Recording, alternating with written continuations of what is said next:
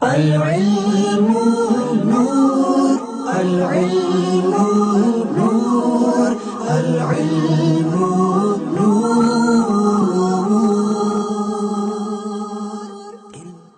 محمد صلی اللہ علیہ وسلم.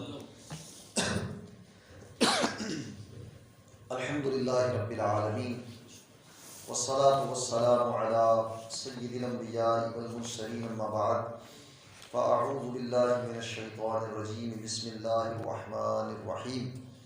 اہدنا الصراط المستقیم صراط الذین انعمت علیہم. صدق اللہ العظیم. اللہم رب اشرح لی صدری ویسر لی امری واحلل عقدۃ من لسانی یفقہوا قولی. ان اللہ وملائکتہ یصلون علی النبی یا ایھا الذین آمنوا صلوا علیہ وسلموا تسلیما. بڑی محبت سے حضور کی بارگاہ میں ہدیہ درود و سلام پیش کیے. الصلاۃ والسلام علیک یا رسول اللہ وعلی آلک واصحابک یا حبیب اللہ. حمد و صلوات کے بعد آج انشاءاللہ تبارک و تعالی ہم حضرت عیسیٰ علیہ السلام کی پیدائش کے کچھ واقعات اور حضرت مریم کی کرامات سے متعلق سنیں گے. اس سے پہلے جو آیت میں نے پڑھی ہے اہدنا الصراط المستقیم، اس حوالے سے چند باتیں سن کے پھر انشاءاللہ موضوع کو باقاعدہ اس کا جو ہے وہ آغاز کریں گے.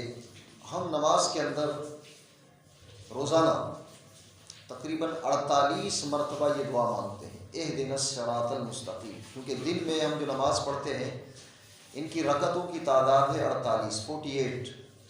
تو 48 مرتبہ ہم یہ دعا مانگتے ہیں. اگر ہم فرائض کو نکال دیں، امام کے ساتھ ہم جب نماز پڑھتے ہیں تو امام دعا کر لیتا ہے. تو حدیث پاک میں ہے کہ قراءۃ الامام لہو قراءۃ، یعنی امام کا پڑھنا تمہارا ہی پڑھنا ہے، مقتدی کا پڑھنا ہے. تو لہذا امام نے پڑھا تو سمجھ لیں مقتدی نے پڑھ لیا، امام نے دعا مانگی تو مقتدی بھی کی بھی دعا اس میں شامل ہو گئی. تو یوں اگر دیکھا جائے تو مجموعی اعتبار سے ہم روزانہ 48 رکعتیں پڑھتے ہیں اور 48 مرتبہ ہم اللہ کی بارگاہ میں یہ دعا کرتے ہیں اہدنا الصراط المستقیم، یا اللہ ہمیں سیدھے راستے پر چلا.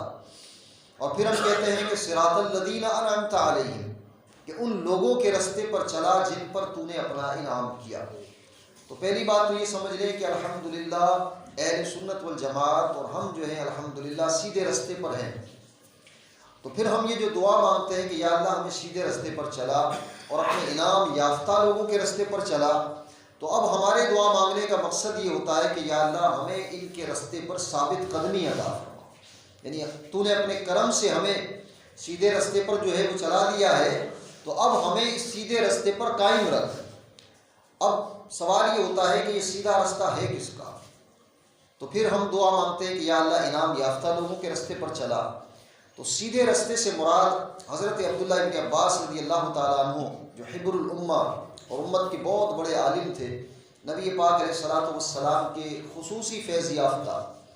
ان کا قول جو ہے وہ تفاسیر میں لکھا ہے، مستدرک میں امام حاکم نے اس کو نقل کیا. حضرت ابن عباس سے پوچھا گیا کہ صراط مستقیم کیا ہے؟ تو آپ نے فرمایا کہ صراط مستقیم نبی پاک علیہ الصلوۃ والسلام کی ذات مبارکہ ہے، یعنی حضور کی سیرت پر چلنا گویا صراط مستقیم پر چلنا ہے. اب پھر ہم یہ دعا مانگتے ہیں کہ انعام یافتہ لوگوں پر چلا، انعام یافتہ لوگوں کے راستے پر چلا. تو انعام یافتہ کون لوگ ہیں؟ تو قرآن کے اندر اس کا ہمیں جواب ملتا ہے. سورہ نساء کے اندر اللہ تعالیٰ نے اس بات کو بیان کیا کہ من یطع اللہ والرسول، کہ جو اللہ اور رسول کی اطاعت کرے، فاولئک مع الذین، تو وہ انہی کے ساتھ ہوں گے، یعنی جو اللہ اس کے رسول کی اطاعت کرے تو یہ شخص انہی کے ساتھ ہوگا. اب کن کے ساتھ ہوگا؟ پھر آگے بیان فرمایا انعم اللہ علیہم، جن پر اللہ نے انعام کیا. تو وہ انعام یافتہ کون ہے؟ من النبیین والصدیقین والشہداء والصالحین. یہ 4 طرح کے لوگ ہیں جن پر اللہ نے اپنا انعام کیا. اس آیت کے شان نزول میں علماء نے لکھا کہ حضور کے ایک صحابی تھے حضرت ثوبان رضی اللہ تعالیٰ عنہ. یہ حضور کی بارگاہ میں آئے اور عرض کرنے لگے کہ یا رسول اللہ صلی اللہ علیہ وسلم، جب ہم آپ کی مجلس میں ہوتے ہیں تو آپ کا دیدار کرتے ہیں، آپ کے کلام کو سنتے ہیں تو ہمیں سکون حاصل ہوتا ہے، لیکن جب ہم اپنے گھر چلے جاتے ہیں اور اپنے بال بچوں میں مشغول ہو جاتے ہیں تو پھر اس کے بعد آپ کی صحبت سے ہم محروم ہو جاتے ہیں. اب مجھے فکر یہ لاحق ہو رہی ہے کہ جب قیامت کا دن ہوگا، جنت میں چلے جائیں گے تو آپ کا درجہ تو سب سے اعلیٰ ہوگا، آپ کا درجہ اور مقام تو سب سے عرفہ اور اعلیٰ ہوگا، جنت میں آپ تو سب سے اعلیٰ مقام پر ہوں گے، تو پھر ہم نیچے رہ جائیں گے تو وہاں آپ کے دیدار کس طرح ہوگا۔ جب حضرت ثوبان رضی اللہ تعالیٰ عنہ کو یہ فکر لاحق ہوئی تو اللہ نے یہ قرآن کی آیت نازل فرمائی کہ جو اللہ اور اس کے رسول کی اطاعت کرے تو یہ انہی کے ساتھ ہوگا، فَأُولَٰئِکَ مَعَ الَّذِينَ، تو یہ انہی کے ساتھ ہوں گے کہ جن پر اللہ نے انعام کیا۔ انعام یافتہ لوگ چار طرح کے ہیں، من النبیین والصدیقین والشہداء والصالحین۔ تو اب اگر دیکھا جائے تو ان چاروں درجات کو جو اللہ نے بیان فرمایا ہے، تو نبی جو ہوتا ہے یہ اللہ کا سب سے قریب ہوتا ہے۔ تو ولی کا ایک معنی ہوتا ہے قریب ہونا، تو ولی کہتے ہیں جو اللہ کا قرب حاصل کر لے، اللہ کے قریب ہو، اس کو ولی کہتے ہیں۔ تو نبی سے بڑھ کر کوئی ولی نہیں ہوتا، کیونکہ نبی کو سب سے زیادہ اللہ کا قرب ہوتا ہے۔ اس کے بعد صدیقین کا درجہ ہے، تو صدیقین کو بھی اللہ کا قرب حاصل ہوتا ہے، تو صدیقین بھی اللہ کے ولی ہو گئے، اور شہداء بھی اللہ کے ولی ہو گئے، تو شہداء کو بھی اللہ کا قرب حاصل ہوتا ہے۔ اور فرمایا صالحین کے رستے پر چلا، جن پر تو نے اپنا انعام کیا، تو انعام یافتہ لوگ صالحین ہو گئے، تو صالحین بھی اللہ کے ولی ہو گئے۔ تو اگر اس آیت کا ہم مجموعی طور پر جائزہ لیں تو نتیجہ یہ نکلتا ہے کہ یا اللہ ہمیں اپنے ولیوں کے رستے پر چلا۔ بات سمجھ میں آئی آپ کہ جو ہم دعا مانگتے ہیں یا اللہ ہمیں اپنے انعام یافتہ لوگوں کے رستے پر چلا، تو اللہ نے چار طرح کے لوگوں کا ذکر کیا اور چاروں اللہ کے ولی ہیں، کیونکہ اللہ کا قرب انہیں نصیب ہوا۔ تو الحمدللہ ہم نبیوں سے بھی محبت کرنے والے، صحابہ سے بھی محبت کرنے والے، اہل بیت سے بھی محبت کرنے والے ہیں۔ تو الحمدللہ ہمارا جو رستہ اہل سنت کا ہے وہ صراط مستقیم ہے، اور ہمارا جو رستہ ہے وہ ولیوں کا رستہ ہے اور وہ نبیوں کا رستہ ہے۔ تو پتہ چلا کہ اللہ نے اپنے فضل و کرم سے ہمیں صراط مستقیم عطا فرمایا ہے۔ تو اب ہم جو دعا کرتے ہیں کہ یا اللہ ہمیں سیدھے رستے پر ثابت قدمی عطا فرما۔ اب اللہ تعالیٰ نے اپنے اولیاء کو کیا کیا مراتب اور کیا مقام عطا فرمائے، اس حوالے سے سورہ مریم کے اندر انشاءاللہ ہم اس کا کچھ خلاصہ سنیں گے کہ سورہ مریم میں اللہ تبارک و تعالیٰ نے حضرت مریم رضی اللہ تعالیٰ عنہا کے تذکرے کو بیان کیا۔ تو یہ بات ذہن میں رکھیے کہ حضرت مریم جو تھی یہ عیسیٰ علیہ السلام کی والدہ ہے، اور یہ وہ واحد خاتون ہیں کہ جن کا نام اللہ نے قرآن میں ذکر کیا۔ تذکرہ تو کئی عورتوں کا آیا، حضرت آسیہ جو فرعون کی زوجہ تھی ان کا تذکرہ بھی قرآن میں آیا ہے، لیکن ان کا نام نہیں آیا، اور اس کے علاوہ کسی بھی ازواج مطہرات کا بھی نام نہیں آیا، یعنی صراحتاً نام نہیں آیا، ام المومنین کہا گیا۔ تو حضرت مریم کا نام قرآن میں آیا ہے۔ اب حضرت مریم کی شان کیا ہے کہ ان کی جو والدہ تھی حضرت مریم کی والدہ، تو ان کی کوئی اولاد نہیں ہوتی تھی، تو انہوں نے منت مانی کہ اگر میری کوئی اولاد ہوگی تو میں بیت المقدس میں اس کو عبادت کے لیے وقف کر دوں گی۔ حضرت مریم کی والدہ نے منت مانی۔ اب جب حضرت مریم پیدا ہوئی تو اب وہ کیونکہ لڑکی تھی، اور لڑکی کا عبادت کرنا اور مسجد کے اندر ٹھہرنا یہ بڑا دشوار تھا۔ اب چونکہ انہوں نے منت مانی تھی تو اپنی منت کو پورا کرنے کے لیے انہوں نے حضرت مریم رضی اللہ تعالی عنہا کو بیت المقدس کے اندر ایک کمرہ مخصوص کیا اور وہاں پر عبادت کے لیے وقف کر دیا۔ تو آپ کے جو خالو تھے حضرت زکریا علیہ السلام، یہ حضرت مریم کے خالو تھے، تو حضرت مریم کی وہ کفالت کرنے لگے اور ان کی دیکھ بھال کرتے تھے اور ان کا خیال رکھتے تھے۔ اب یہ اس میں بھی ایک تفصیل ہے کہ وہاں قرآن اندازی کی گئی کہ حضرت مریم کا خیال کون رکھے گا، تو حضرت زکریا کے نام قرآن نکلا اور آپ نے ان کی کفالت کی۔ اب کیونکہ رشتے میں آپ کے خالو لگتے تھے تو اب حضرت مریم کے حجرے میں آنا جانا ان کا لگا رہتا۔ تو ایک مرتبہ حضرت زکریا علیہ السلام نے دیکھا کہ حضرت مریم کے حجرے میں بے موسم کے پھل موجود ہیں، یعنی سردی تھی تو گرمیوں کے پھل ہوتے، اگر گرمی ہوتی تو سردیوں کے پھل ہوتے، جو پھل بظاہر نہیں اگتے تھے وہ پھل ان کے حجرے میں موجود ہوتے تھے۔ تو حضرت زکریا علیہ السلام نے حضرت مریم سے پوچھا کہ یا مریم انا لکی ھذا، کہ اے مریم یہ پھل کہاں سے آئے؟ تو حضرت مریم نے کہا کہ قالت ہوا من عند اللہ، یہ اللہ کی طرف سے آتے ہیں، ان اللہ یرزق من یشاء بغیر حساب، اللہ تعالیٰ جسے چاہتا ہے اسے بے حساب رزق عطا فرماتا ہے۔ تو حضرت مریم کے حجرے میں جب بے موسم کے پھل دیکھے تو حضرت زکریا علیہ السلام جو تھے ان کی عمر ہو گئی تھی 75 سال یا 80 سال، مختلف اقوال ہیں۔ اب ان کی عمر ایسی تھی اور ان کی زوجہ کی عمر تھی 70 سال۔ اب حضرت زکریا علیہ السلام کے دل میں خیال ہوا کہ میرا بھی ایک جانشین ہونا چاہیے، کیونکہ آپ نبی تھے اور آپ نے لوگوں کو تعلیم دی تھی اور لوگوں کو جو ہے وہ دین اسلام کی تعلیم دی، اللہ کی وحدانیت کا پیغام دیا۔ تو حضرت زکریا علیہ السلام نے کہا کہ میرے وصال کے بعد تو میرا جانشین کوئی نہیں ہوگا، تو یہ لوگ دین کے اندر بگاڑ پیدا کر دیں گے۔ اب ایک جانشین کی ضرورت تھی کہ جو حضرت زکریا علیہ السلام کے بعد ہو۔ تو حضرت زکریا علیہ السلام نے جب حضرت مریم کے حجرے میں بے موسم پھل دیکھے تو پھر آپ کے دل میں خیال آیا کہ جو رب اس حجرے کے اندر بے موسم کے پھل دے سکتا ہے تو میرا بھی، کیونکہ اولاد کا موسم نکل چکا ہے ظاہری طور پر، عمر بڑی ہو گئی ہے، تو پھر یہی دعا مانگنی چاہیے، تو انشاءاللہ اللہ تعالیٰ اپنے کرم سے مجھے اس جگہ کی برکت سے اولاد عطا فرمائے۔ اب قرآن اس بات کو ذکر کرتا ہے ہنالک دعا زکریا ربہ، کہ اسی جگہ پر، یہ ہنالکا کا معنی ہے اسی مقام پر، اسی جگہ پر حضرت زکریا علیہ السلام نے اللہ کی بارگاہ میں دعا مانگی۔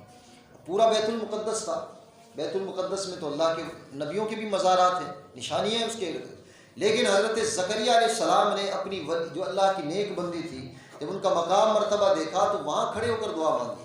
تو پتہ چلا کہ اگر اللہ کا کوئی برگزیدہ بندہ جہاں پر ہو وہاں اللہ کی رحمتوں کا نزول ہوتا ہے، تو اگر کوئی نبی بھی کسی ولی کی جگہ پر جا کر دعا مانگے تو اس میں کوئی حرج نہیں ہے، مقام تو نبی کا بڑا ہوتا ہے، لیکن بات ہوتی ہے اصل میں رحمت الہی کے نزول کی۔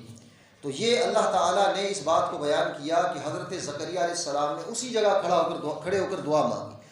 اب دعا مانگنے کے انداز جو تھا زکریا علیہ السلام کا وہ یہ تھا کہ پہلے اللہ کی بارگاہ میں اپنی عاجزی کو ذکر کیا اور اس طرح دعا کی کہ ربی انی وہن العظم منی، کہ اے میرے رب میری ہڈیاں کمزور ہو گئی، واشتعل الرأس شیبا، اور میرے بال جو ہے بڑھاپے کی وجہ سے سفید ہو گئے، اور پھر کہا کہ ولم اکن بدعائک ربی شقیا، کہ میں نے جب بھی تیری بارگاہ میں دعا کی کبھی بھی میں نامراد نہیں ہوا، کیونکہ اللہ کے نبی تھے تو پہلے اپنی عاجزی کا ذکر کر رہے ہیں اور کہتے ہیں کہ یا اللہ انی خفت الموالی من ورائی، کہ مجھے خوف ہے کہ میرے بعد کوئی اولاد نہ ہوگی تو میرے جو خاندان والے ہیں وہ اس دین کے اندر نقصان پہنچائیں گے، تو وہ انی خفت الموالی من ورائی وکانت امراتی عاقرہ، اور میری بیوی تو بانجھ ہو گئی ہے۔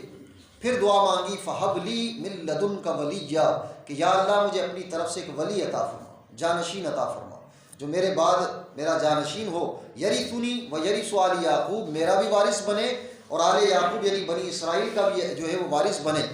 اب اس کے بعد جب یہ ساری دعا مانگی تو اللہ نے فرمایا کہ یا زکریا انا نبشرک بغلام اسمہ یحییٰ، کہ اے زکریا ہم تجھے یحییٰ علیہ السلام کی خوشخبری سناتے ہیں۔ اللہ تعالیٰ نے ان کا نام بھی عطا فرما دیا اور فرمایا اس سے پہلے کسی کا نام یحییٰ نہ رکھا گیا۔ اب حضرت زکریا علیہ السلام نے کہا کہ یا اللہ اب میری اس عمر میں کیسے اولاد ہوگی، ان کو تھوڑی سی ایک طرح سے وہ اللہ کی بارگاہ میں اس بات کی تشویش کا اظہار کیا کہ کس طرح اولاد ہوگی، اس کی کوئی نشانی بتائیں۔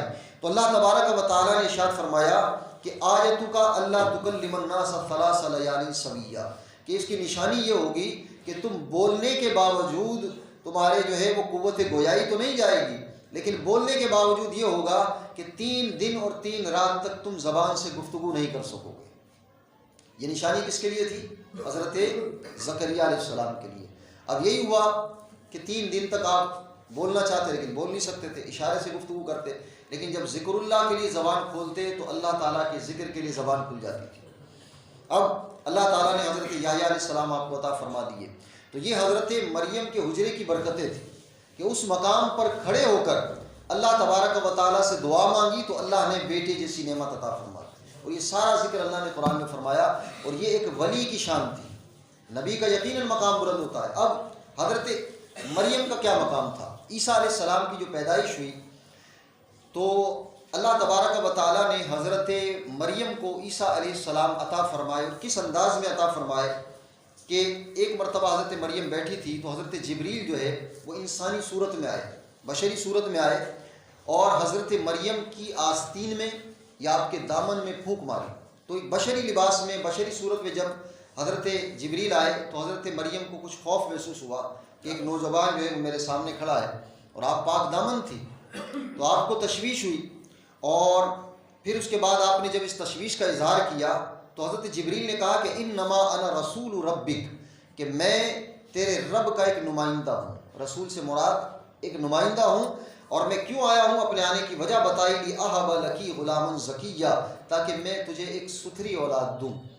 اب دیکھیے یہاں پر کہ جبریل جو ہے یہ کون ہے؟ فرشتے ہیں، اللہ کی مخلوق ہے، لیکن جبریل بیٹے کی نسبت اپنی طرف کر رہے ہیں اور کہتے ہیں میں تجھے ایک ستھری اولاد دوں، حالانکہ اولاد دینا کس کا کام ہے؟ اللہ کا کام ہے۔ تو بات یہ ہوتی ہے کہ اس کو کہا جاتا ہے نسبت مجازی۔ جیسے کہ ایک شخص کا ایکسیڈنٹ ہوتا ہے تو ہم کہتے ہیں اسے گاڑی نے مار دیا، گاڑی نے اسے مار دیا، حالانکہ مارنے والی ذات اللہ تعالیٰ کی ہے، لیکن ہم نسبت گاڑی کی طرف کرتے ہیں۔ اور کسی ڈاکٹر کے ہاتھ شفا مل جائے تو اس ڈاکٹر نے اس کو صحیح کر دیا، اس گولی پینے سے، اس دوائی کھانے سے صحیح ہو گیا، تو صحیح کرنے والی ذات اللہ کی، لیکن ہم مجازن بندے کا نام لے لیتے ہیں۔ تو جبریل نے کہا کہ میں تجھے اولاد دوں گا، لیکن مراد یہ تھی کہ اللہ تعالیٰ ہی کے ذریعے، اللہ ہی دے گا، لیکن اپنی طرف ایک نسبت کر دی۔ تو آج ہم کسی ولی کی طرف نسبت کرتے ہیں کہ غوث اعظم کے صدقے انہیں بیٹا ہو گیا، فلاں ولی کی دعا سے ان کو یہ فائدہ ہو گیا، تو حقیقتاً دینے والی ذات اللہ کی ہے، لیکن اس ولی کا ایک نسبت اور ایک تعلق ہم بیچ میں قائم کرتے ہیں۔ تو یہ قرآن پاک سے یہ ساری باتیں ثابت ہیں۔ اب حضرت مریم حاملہ ہو گئی تو اب وہاں پر لوگوں کو تشویش ہوئی کہ ایک عبادت گزار عورت تھی اور یہ حاملہ کیسے ہو گئی۔ تو حضرت مریم رضی اللہ تعالیٰ عنہ بڑی پریشان ہوئی، اور کیونکہ اللہ تعالیٰ ان کو اپنی نشانی بنانا چاہتا تھا۔ اب حضرت مریم جب حاملہ ہوئی تو اس کے بعد آپ ایک درخت کی طرف آئی، کھجور کا ایک خشک تنا تھا، اور وہاں آ کر آپ نے ٹیک لگایا، اور جب آپ کی ولادت یعنی عیسیٰ علیہ السلام کی ولادت کا وقت قریب ہوا تو اللہ تعالیٰ کی طرف سے یہ حکم آیا کہ آپ نے پہلے تو یوں کہا کہ یا لیتنی مت قبل ھذا، کہ کاش اس وقت سے پہلے میرا انتقال ہو جاتا، لیکن اللہ تعالیٰ نے حضرت جبریل کو بھیجا، اور جبریل نے آ کر کہا کہ تم خوف نہ کرو، اللہ تحزنی قد جعل ربکی تحتکی سریہ، تم اپنے قدموں میں دیکھو کہ اللہ تعالیٰ نے وہاں پانی کی ایک نہر جاری کر دی ہے۔ حضرت مریم کے پاؤں کے نیچے ایک پانی کی نہر جاری ہو گئی، اور جو کھجور کا خشک تنا تھا اللہ تعالیٰ نے اس پر کھجوریں پیدا فرما دی۔ اب یہ ولیہ تھی، اور ولی کو بن مانگے اللہ نے عطا کر دیا، یعنی حضرت مریم نے بھی کوئی دعا نہیں مانگی کہ یا اللہ مجھ پر کرم کر دے، تو گویا اللہ نے دکھا دیا کہ جو رب اس بات پر قادر ہے کہ پانی کا چشمہ جاری کر دے اور اس کے بعد کھجوروں کو جاری کر دے، پھر فرمایا وَهُزِّي إِلَيْكَ بِجِذْعِ النَّخْلَةِ تُسَاقِطْ عَلَيْكِ رُطَبًا جَنِيًّا، کہ اس کھجور کے تنے کو تم ہلاؤ تو تازہ کھجوریں تم پر گر جائیں گی۔ حضرت مریم نے ہلایا، کھجوریں آ گئی۔ اب اللہ تعالیٰ کی یہ ساری عنایتیں ہوتی رہیں، حضرت مریم کو تشویش ہوئی اب لوگوں کو کیا جواب دیں، کیونکہ آپ پاک دامن تھی، تو اس پر بھی اللہ تعالیٰ نے ایک نشانی قائم فرمائی، اور حضرت مریم سے کہا کہ اے مریم، اب لوگوں نے تانا زنی شروع کر دی کہ تم نے یہ جو ہے تم نے اس طرح کا کام کیوں کیا، تمہارے والد تو بڑے نیک تھے، یوں تھے۔ اب حضرت مریم نے کو اللہ کی طرف سے حکم آیا کہ تم کچھ بھی نہ کرو، بس یہ جو بچہ جھولے میں ہے اس کی طرف اشارہ کر دو۔ اب جھولے میں کون تھے؟ حضرت عیسیٰ علیہ السلام۔ تو حضرت مریم نے، قرآن کہتا ہے کہ فَأَشَارَتْ إِلَيْهِ، اب لوگ کہنے لگے یہ بچہ کیا جواب دے گا، تو حضرت مریم نے اشارہ کیا فَأَشَارَتْ إِلَيْهِ، تو لوگوں نے کہا كَيْفَ نُكَلِّمُ مَنْ كَانَ فِي الْمَهْدِ صَبِيًّا، یہ بچہ کیسے کلام کرے گا، یہ تو جھولے میں ہے۔ تو پھر حضرت عیسیٰ علیہ السلام کی گفتگو شروع ہوتی ہے۔ قرآن کہتا ہے حضرت عیسیٰ علیہ السلام نے بچپن میں کلام کیا، کہتے ہیں انی عبداللہ، سب سے پہلا کلام کیا کہ میں اللہ کا بندہ ہوں، آتانی الکتاب، اللہ نے مجھے کتاب دی، وجعلنی نبیّا، اللہ نے مجھے اپنا نبی بنایا، وجعلنی مبارکن، اللہ نے مجھے برکت والا بنایا، اینما کنت، جہاں بھی میں ہوں، واوصانی بالصلاۃ والزکاۃ ما دمت حیا، اور اللہ نے مجھے نماز کی وصیت کی، زکوٰۃ کی وصیت کی، اور جب تک میں زندہ رہوں، اور کہا وبرم بوالدتی، اور میں اپنی والدہ سے نیک سلوک کروں۔ تو یہ حضرت عیسیٰ علیہ السلام کہتے رہے، اور آخر میں کہا والسلام علیہ، مجھ پر بھی سلامتی ہو، یوم ولدت و یوم اموت و یوم ابعث حیا، اور جس دن میری پیدائش ہوئی، جس دن میرا انتقال ہوگا، اور جس دن مجھے اٹھایا جائے گا۔ تو پتہ چلا کہ نبی خود اپنے آپ پر اپنی پیدائش کے دن پر سلام کہتا ہے، اور عیسیٰ علیہ السلام کہتے ہیں جس دن میں پیدا ہوا اس دن پر بھی سلامتی ہو۔ تو اعلیٰ حضرت کہتے ہیں نا کہ جس سہانی گھڑی چمکا طیبہ کا چاند، اس دل افروز ساعت پہ لاکھوں سلام۔ تو جس دن نبی پیدا ہو تو اس دن سلام پڑھنا قرآن سے ثابت ہے، خود عیسیٰ علیہ السلام اپنے آپ پر سلام بھیج رہے۔ تو اب عیسیٰ علیہ السلام کی پیدائش ہوئی، تو یہ اس پر طویل جو ہے اس پر گفتگو ہے۔ اب عیسیٰ علیہ السلام جو ہمارا عقیدہ اہل سنت کا جو قرآن سے ثابت ہے کہ عیسیٰ علیہ السلام چوتھے آسمان پر اٹھا لیے گئے ہیں۔ اور لوگ جو کرسمس مناتے ہیں، اس حوالے سے جو جدید تحقیق ہوئی ہے اور عیسائیوں کا جو عقیدہ سامنے آیا ہے وہ یہی ہے کہ عیسائی جو کرسمس مناتے ہیں وہ دراصل عیسیٰ علیہ السلام کی پیدائش نہیں بلکہ عیسیٰ علیہ السلام کے وفات کا دن مناتے ہیں۔ تو ابھی جو اس کی ریسرچ سامنے آئی ہے کہ کرس کا معنی لیتے ہیں عیسیٰ علیہ السلام، اور میس کا معنی لیتے ہیں عیسیٰ علیہ السلام کی وفات۔ تو گویا کہ اگر کوئی مسلمان معاذ اللہ کرسمس کی مبارکباد دیتا ہے تو اس کا مطلب کیا ہوا کہ عیسیٰ علیہ السلام کی وصال کی، ان کی وفات کی معاذ اللہ جو ہے وہ مبارکباد دے رہا ہے۔ تو ہمیں مسلمانوں کو تو اس میں بالکل بھی شریک نہیں ہونا چاہیے، اور کسی بھی حوالے سے ان کے کفار کے جو ہے وہ جو بھی تہوار ہے، مذہبی تہوار، اور عقیدت سمجھ کے، عظمت سمجھ کے خوشخبری دینا، یہ تو کفر تک پہنچا دے گا۔ تو ہمارا عقیدہ یہ کہ عیسیٰ علیہ السلام چوتھے آسمان پر ہیں، اور سرکار نے فرمایا کہ جب قرب قیامت ہوگا عیسیٰ علیہ السلام شام کے ایک مشرقی مینارے پر اتریں گے، اور دو فرشتے دائیں بائیں ہوں گے، اور دونوں کے کندھے پر ہاتھ رکھ کے آپ اتریں گے، اور اس کے بعد جب فجر کی جو ہے وہ اقامت قائم کی جا چکی ہوگی، امام مہدی جو ہے وہ مصلی پر ہوں گے، تو حضرت عیسیٰ علیہ السلام سے کہیں گے آپ نماز پڑھائیے، تو امام مہدی کو آپ کہیں گے نہیں، آپ ہی نماز پڑھائیے۔ پھر عیسیٰ علیہ السلام 45 سال تک دنیا میں رہیں گے، آپ نکاح بھی کریں گے اور آپ کی اولاد بھی ہوگی، اور پھر دجال کو بھی آپ ماریں گے۔ تو اس طرح یہ قیامت کی بڑی نشانیوں میں سے ہے۔ پھر اس کے بعد عیسیٰ علیہ السلام کا جو وصال ہوگا تو آپ کی قبر مبارک نبی پاک علیہ الصلوۃ والسلام کے حجر مبارک میں بنے گی، اور حضور نے فرمایا قیامت کے دن سب سے پہلے میری قبر کھلے گی، پھر حضرت ابو بکر، عمر، اور پھر حضرت عیسیٰ علیہ السلام ہوں گے ساتھ، اور ہم جو ہے وہ میدان معاشر میں جائیں گے۔ تو یہ ہمارا عقیدہ جو قرآن و حدیث سے ثابت ہے، اور قرآن کی آیات اس میں موجود ہیں کہ عیسیٰ علیہ السلام کا وصال نہیں ہوا بلکہ آپ کو چوتھے آسمان پر اٹھا لیا گیا ہے۔ اللہ تبارک و تعالیٰ سے دعا